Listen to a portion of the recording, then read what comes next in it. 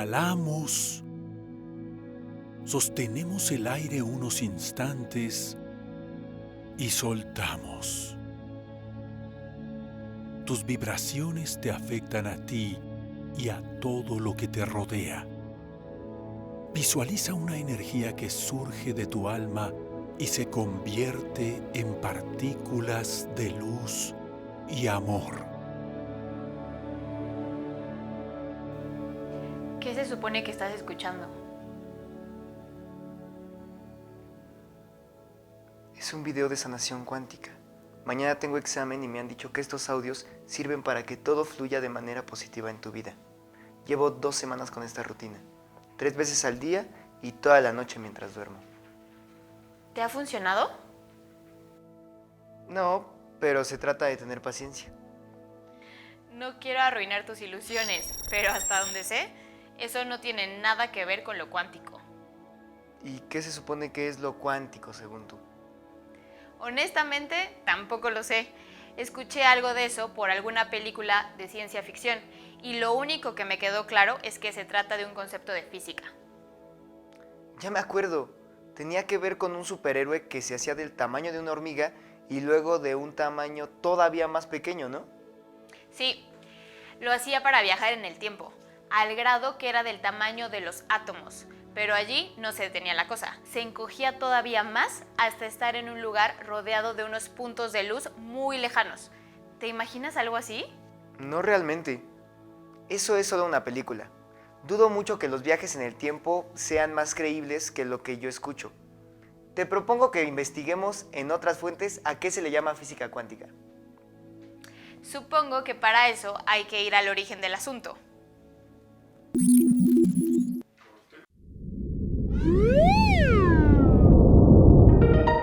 Parecía todo solucionado. El funcionamiento del cosmos se regía bajo leyes muy claras. Los planetas, las estrellas y las galaxias más lejanas respetaban una lógica definida. Científicos de todas partes habían colaborado en la construcción del consenso que hoy se conoce como física clásica. Newton hizo una de las mayores aportaciones. Describió la gravedad, el movimiento y todos los fenómenos físicos visibles al ojo humano. En el siglo XIX, el mundo tal y como lo conocemos podía ser descrito a través de los principios que describió Newton, Sadi Carnot, James Maxwell y un sinfín de nombres que ya nos son familiares. En 1915, el reinado casi absoluto de Newton acabó. La teoría de la relatividad hizo temblar el piso de los científicos. Era cierto, las leyes de Newton parecían tener algunas imprecisiones, pues no acababan de cuajar del todo con algunos fenómenos del universo. El modelo matemático de Einstein revolucionaría el mundo para siempre. Newton se había acercado bastante, pero no tenía la visión completa. La fuerza de gravedad tiene una razón de ser. Es la curvatura o deformación del espacio-tiempo por la presencia de materia. Por fin, ahora sí, ya todo lo teníamos resuelto. Los físicos estaban por sentarse en sus sofás. Einstein llenó los huecos que faltaban para completar el gran rompecabezas teórico. Uno que otro detalle escapaba de las predicciones matemáticas, pero nada grave. Seguro que faltaba información o no se estaban esforzando lo suficiente. La limitación probablemente era solo de tecnología. Faltaba tener instrumentos más precisos. Nada más alejado de la verdad. Desconcertantes y fascinantes a la vez, los fenómenos que ocurrían a escalas tan pequeñas como los átomos no parecían seguir las mismas leyes que el resto del universo. A pesar de que Albert Einstein fue uno de los iniciadores de esta nueva revolución de pensamiento, en que el mundo de los átomos parecía explicarse mediante paquetes o cuantos de energía, se resistía a la idea de que en este mundo no hubiera certidumbre, sino probabilidad. Ni la física clásica ni las leyes de Einstein podían predecir el comportamiento de los elementos más diminutos. Estos parecían poder estar en varios sitios a la vez o moverse en velocidades diferentes al mismo tiempo. El mundo perfecto se les había desmoronado, y la única manera para aproximarse a este campo, hasta entonces inexplorado, fue la formulación de una nueva teoría, la física cuántica. Déjame ver si entendí. La física clásica describe lo que ocurre en el universo que podemos ver, es decir, lo grande, lo natural, a nuestra escala. Por ejemplo, ¿qué es lo que pasa si dejamos caer un objeto o cómo es que puedo lograr mover esta pluma? Y la física cuántica estudia todo lo pequeño, lo miniatura, los átomos, los electrones, los neutrones y todos esos elementos que para nosotros son invisibles. Aunque no los veamos, las estrellas, los planetas y hasta nosotros mismos nos conformamos de subpartículas que al parecer funcionan muy diferente a lo que nos dice el sentido común. Cuando se trata de cuántica, las reglas del juego cambian. No debió ser fácil que los científicos de aquella época aceptaran que no tenían una de las piezas más importantes. Sin embargo, esos descubrimientos requerían de mucho trabajo conjunto. Sí, de hecho, todo comenzó porque ni siquiera se entendía el patrón de emisión de luz de los cuerpos calientes. Nos parece muy normal que una barra de hierro caliente brille, pero a finales del siglo XIX no lo podían explicar. Max Planck, un científico alemán, propuso que la energía necesaria para que se produjera ese brillo venía en paquetes o cuantos. De allí que se llame física cuántica. Exactamente. En su momento, lo que dijo Planck parecía una locura y hoy ya es aceptado por todos los científicos. Cuando jugamos un videojuego, no pasamos del nivel 1 al 1.2, sino al siguiente, al segundo nivel. Creo que necesitamos llamar a una ambulancia. Mi cabeza ya no da para más. Oye, ¿y si contactamos a alguien que nos explique mejor? ¿Y quién mejor que la doctora Estela Garcés, a quien ya hemos entrevistado en esta serie? Claro, la doctora en física que además es cinta negra en taekwondo. La mismísima. Ella es la doctora Estela Garcés García, profesora titular en el Departamento de Física de la Facultad de Estudios Superiores Cuautitlán de la UNAM. Realizó sus estudios de maestría y doctorado con especialidad en física en el CINVESTAB, Centro de Investigación de Estudios Avanzados del IPN. Sus principales intereses científicos se centran en la investigación sobre los neutrinos y la materia oscura. Hola doctora, muchas gracias por estar de nuevo con nosotros. Hola doctora, ¿cómo está? Buen día, Mati y Memo. Es un gusto estar otra vez con ustedes. ¿Por qué para mucha gente resulta confuso hablar de física cuántica? Hablar de física cuántica es muy confuso para mucha gente y no solamente para la gente común. Fue confuso incluso para los físicos y los científicos que hace más de un siglo se dedicaron a formular la física cuántica. El formular la física cuántica fue necesario para explicar muchos resultados experimentales, muchas observaciones que desafiaban nuestra intuición y que eran totalmente contraintuitivas, eran cosas inesperadas y cosas que necesitaban que nos replanteáramos cómo funcionaba la naturaleza. ¿Será que porque no es tan sencilla de comprender se le dan tantas malas interpretaciones?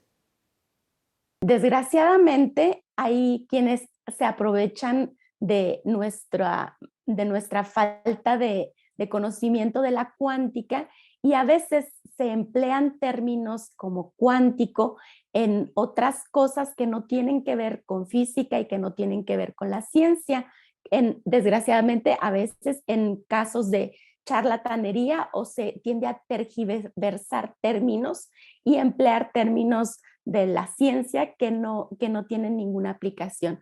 Algo que oímos comúnmente es salto cuántico y se usa para decir que algo cambió, que alguien cambió su comportamiento de una forma drástica y realmente los saltos cuánticos en la naturaleza, como los saltos cuánticos que dan los electrones en los niveles de energía de un átomo, son muy comunes y ocurren todo el tiempo de forma natural en la materia.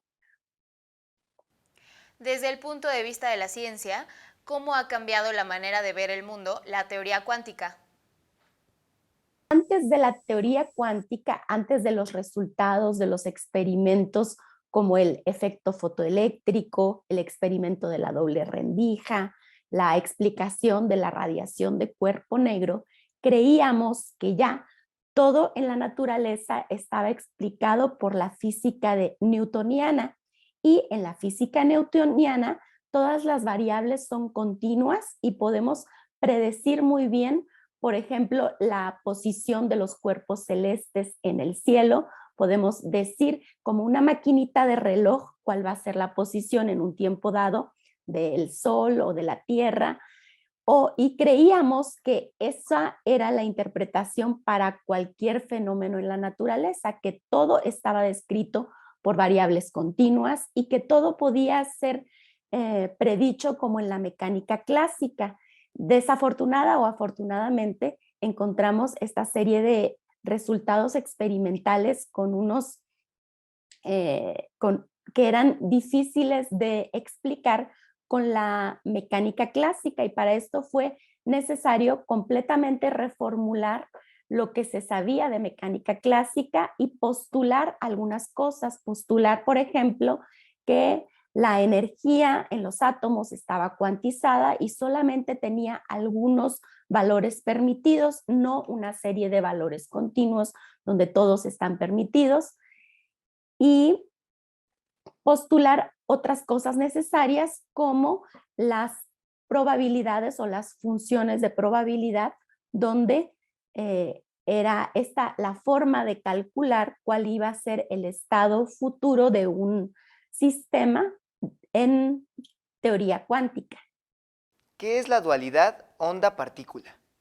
Desde 1801, Thomas Young realizó el experimento de la doble rendija para probar la naturaleza ondulatoria de la luz.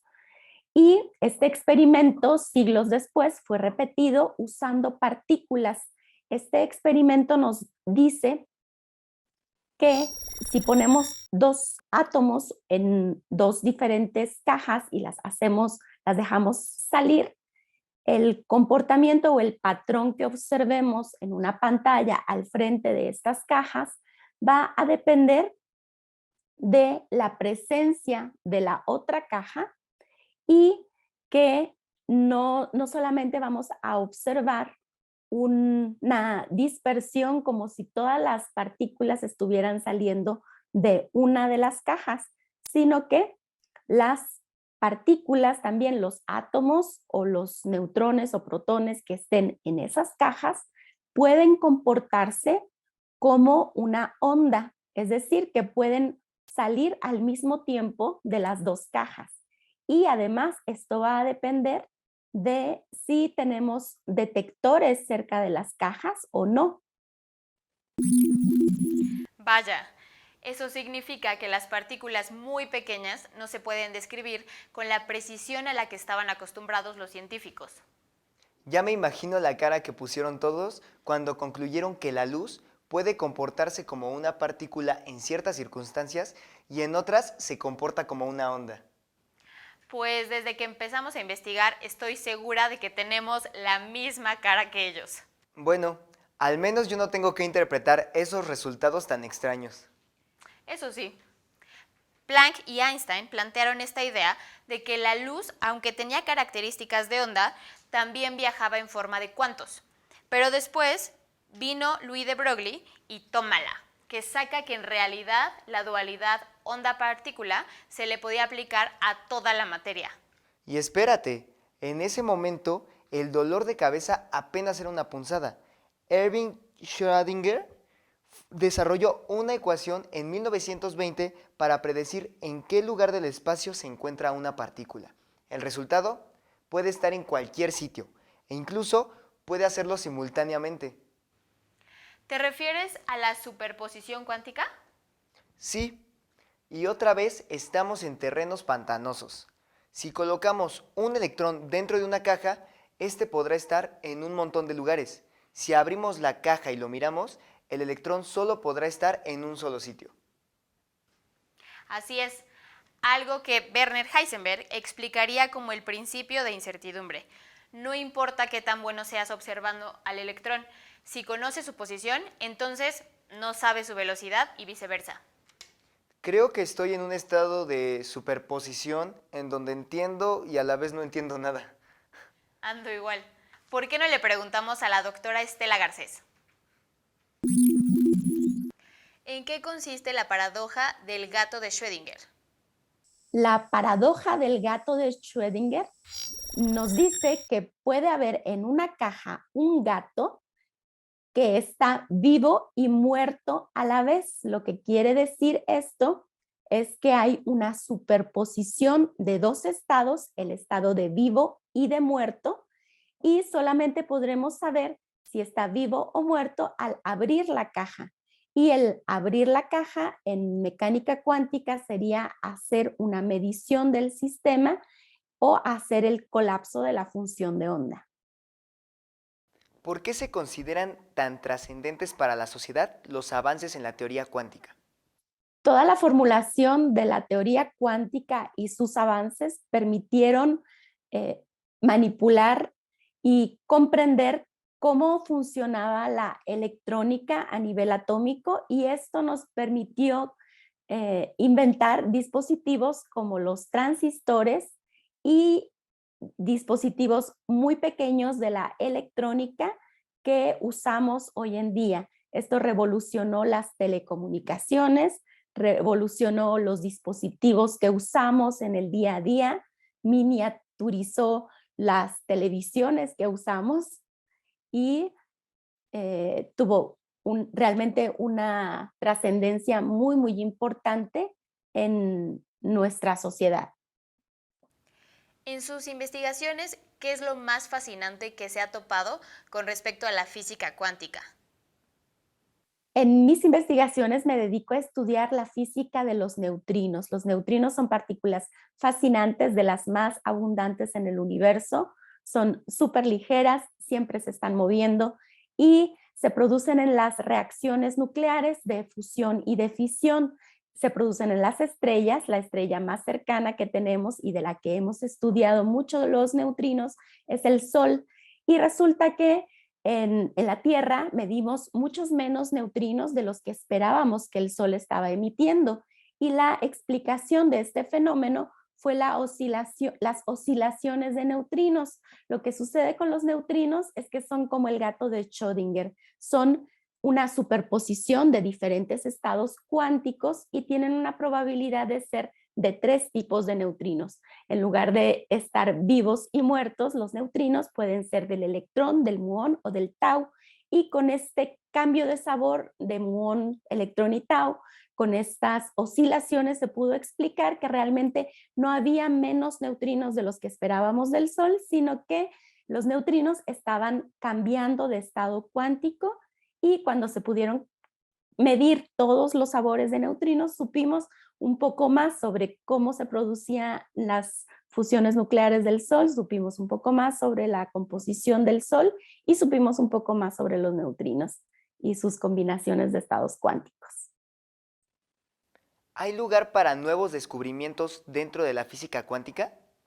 Así es, y hay muchos científicos investigando y buscando estos nuevos descubrimientos. Hay esta revolución de la computación cuántica, hay un ejército de computólogos, matemáticos y físicos creando los algoritmos de la computación cuántica y creando los primeros dispositivos que todavía son muy rudimentarios, pero que de llegar a crearse, una computadora cuántica podría ser muy, muy poderosa.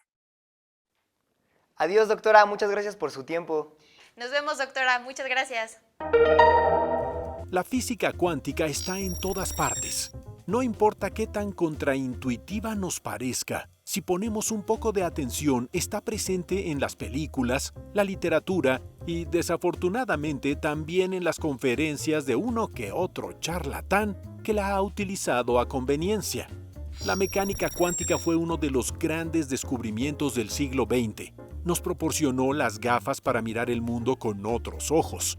Y así, a pesar de todas sus maravillas, sus ideas se suelen malinterpretar para justificar ideas fuera de la realidad. Las películas de superhéroes han utilizado algunos conceptos de la física cuántica de manera indiscriminada. Un chasquido de dedos y desaparece la mitad del universo. La única manera de resolver la catástrofe es volviendo en el tiempo, y la clave está en el reino cuántico.